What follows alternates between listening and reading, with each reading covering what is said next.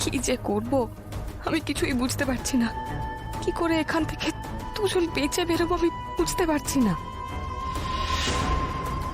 Sir, আচ্ছা sir, sir আমি অপর্ণা, আমার দিকে একবার তাকান।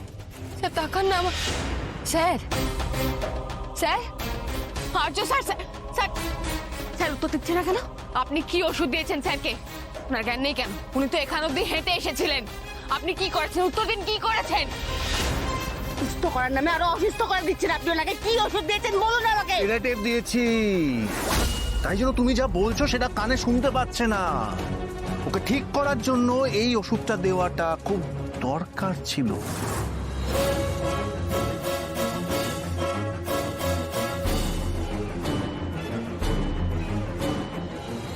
শেষ করে দেবো আপনাকে, শেষ করে দেবো। আর এক পাও এগোবেন না, শেষ করে দেবো আমি আপনাকে।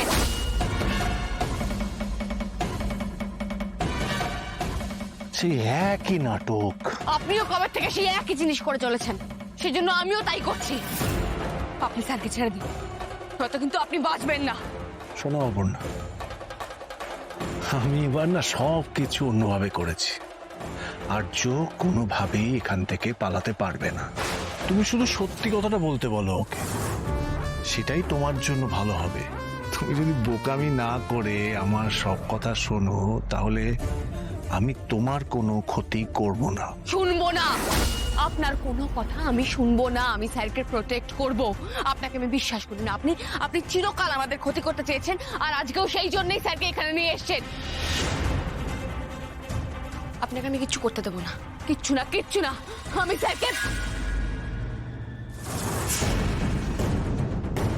স্যার, স্যার, আর্য স্যার।